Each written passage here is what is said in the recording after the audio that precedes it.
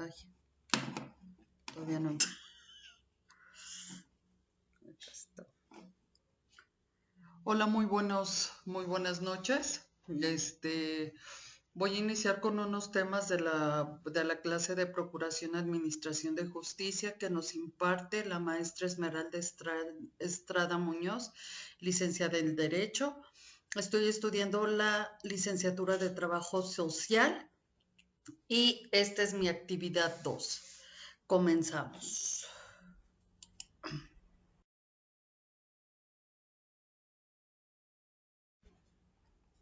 La protección de los derechos humanos.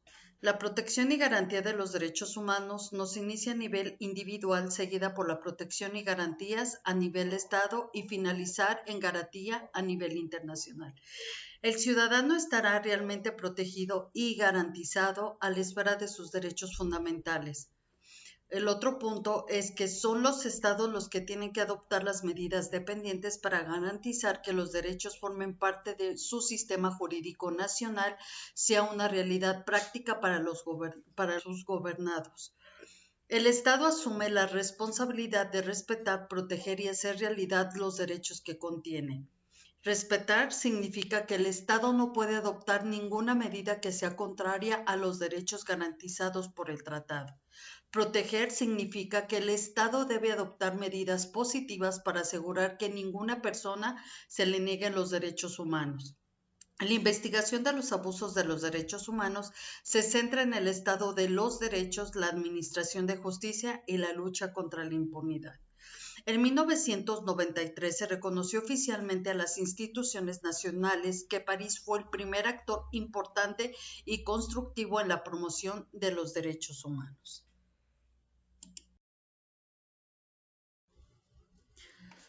Las garantías de los derechos humanos es el propósito de ofrecer posibilidad que facilite una convivencia más digna entre los hombres.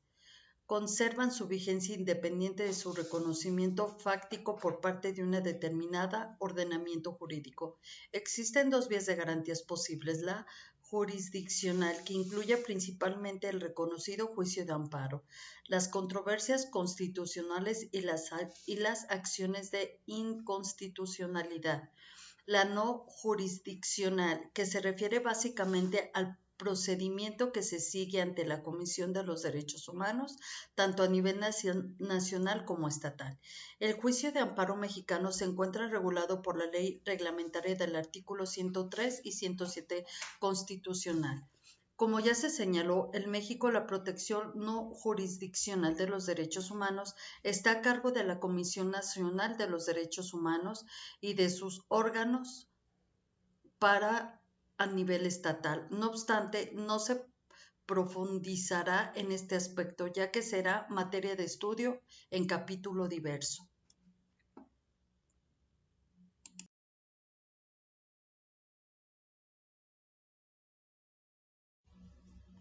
Los derechos humanos. La Organización de las Naciones Unidas cuenta con una serie de organismos cuya misión principal es salvaguardar los derechos humanos. Entre ellas hay 200, entre ellos cabe destacar que la Asamblea General, el Consejo de Seguridad, el Consejo Económico y Social, la División de Derechos Humanos dentro de la Secretaría General, el Consejo de Derechos Humanos 201, así como la Oficina de Alto Comisionado para los Derechos Humanos. La Asamblea General es el principal órgano deliberativo de las Naciones Unidas, que se integra por representantes de todos los estados y miembros y está facultada para hacer recomendaciones sobre los principios de cooperación en el mantenimiento de la paz y la seguridad internacional, en el mantenimiento de los derechos humanos y las libertades fundamentales de todos, para fomentar la cooperación internacional en materia de carácter económico, social, cultural, educativo, sanitario, y hacer recomendaciones para el arreglo pacífico de cualquier situación, sea cual fuese su origen, que pueda perjudicar las relaciones amistosas entre las naciones. También tenemos lo que son los problemas de la Procuración de Justicia en México.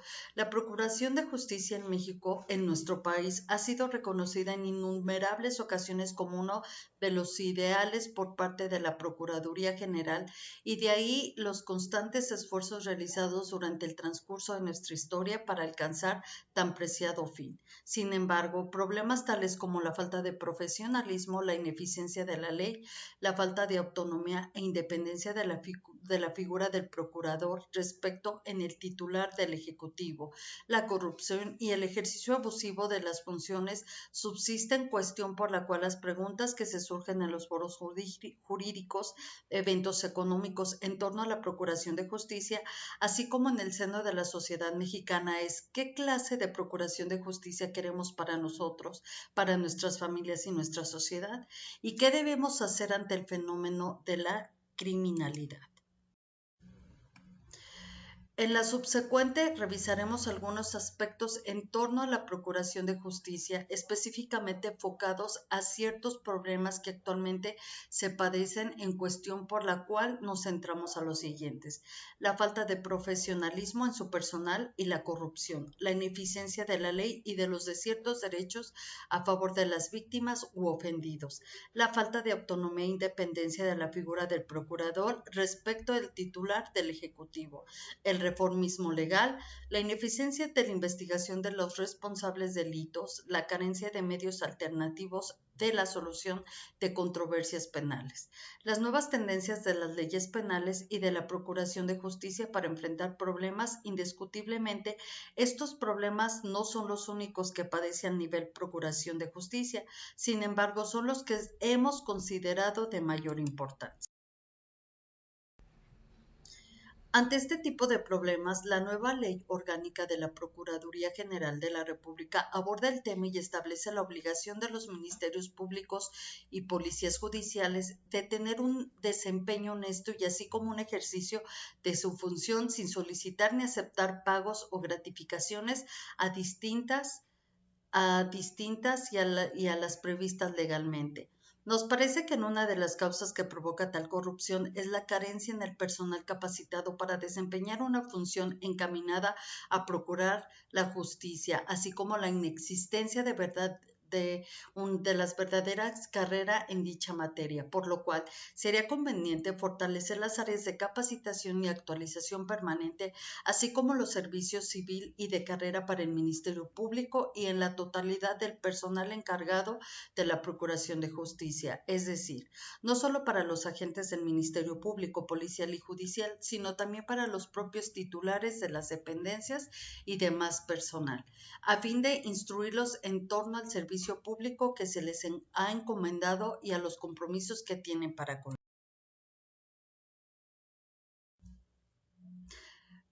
El segundo punto es la corrupción y la falta de profesionalismo en la persona, en el personal encargado de la Procuración de Justicia. Es decir, de los institutos de capacitación egresan candidatos con una formación sumamente genérica que no garantiza un margen de especialización en áreas tales como el amparo, los derechos humanos, juicios federales, prevención del delito e investigación de delito y demás de materias en los cuales interviene.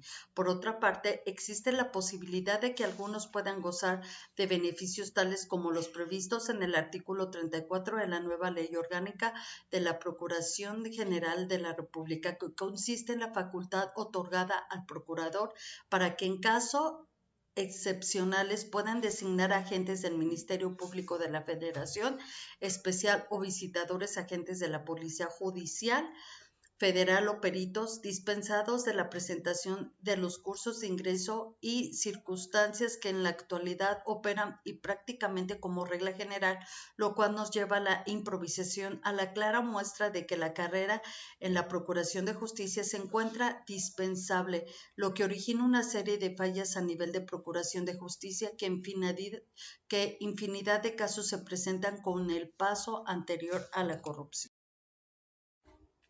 La Administración de Justicia en México El maestro de la Universidad de Pavia señalaba que las nuevas estructuras departamentales podían encontrar una oportuna actuación con la creación al lado de departamentos de la empresa, de la urbanística de la familia, etc. Un departamento de administración de justicia en el fenómeno, de lo cual podría ser enseñada las materias propias de orientación forense, además de los derechos procesales al derecho penal, al derecho concursal, el ordenamiento judicial y la medicina legal, la criminología, etc. Para Denti, la unificación de estas disciplinas en un solo departamento podían constituir la ocasión para integrar el estudio tradicional con aquella perspectiva cultural de más amplio respiro que ya se han difundido ampliamente en todo el ambiente científico avanzado de la sociología del derecho, de la antropología jurídica y de la cibernética a la teoría de la argumentación.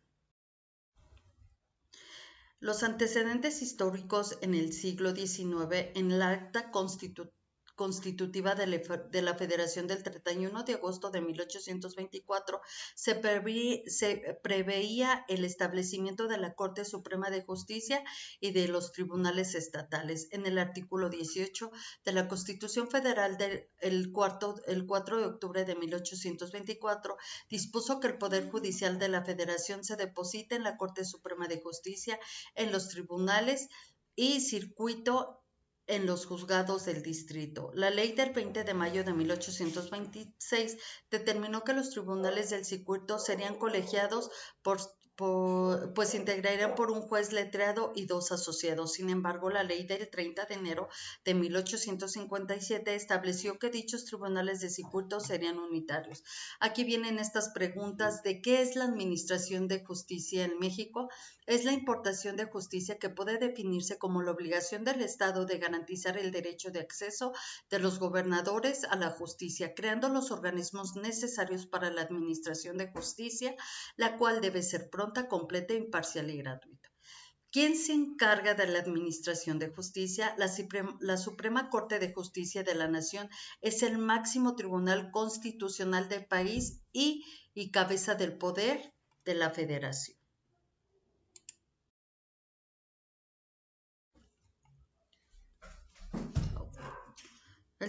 La Suprema Corte de Justicia, si bien la Suprema Corte de Justicia tuvo en principios, particularmente durante los gobiernos de Juárez y Lerdo de Tejada, una participación importante en la búsqueda del equilibrio de los poderes federales, la tendencia posterior estuvo marcada por la marginación del juego político y su sometimiento al Ejecutivo, sobre todo durante el Porfiriato. Las integraciones y competencia de los órganos de los poderes judiciales, de acuerdo con la disposición del artículo 94 de la Constitución, los órganos del Poder Judicial de la Federación son la Suprema Corte de Justicia de la Nación, el Tribunal Electoral, los tribunales colegiados de circuito, los tribunales unitarios de circuito y los juzgados del distrito.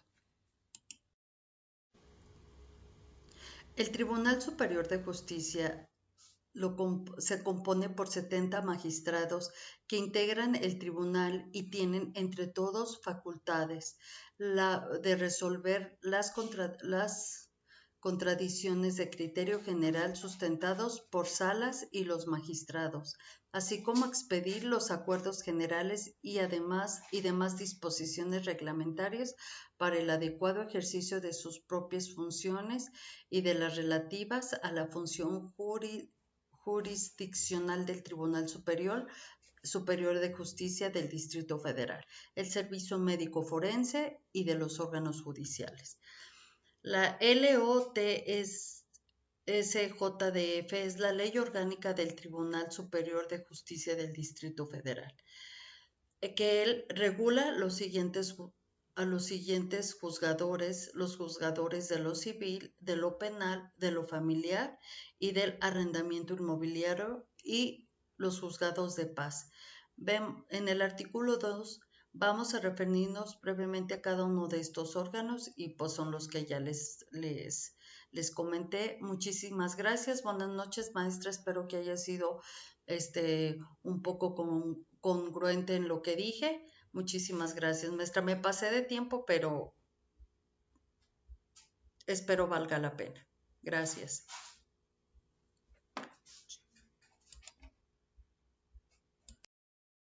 de Justicia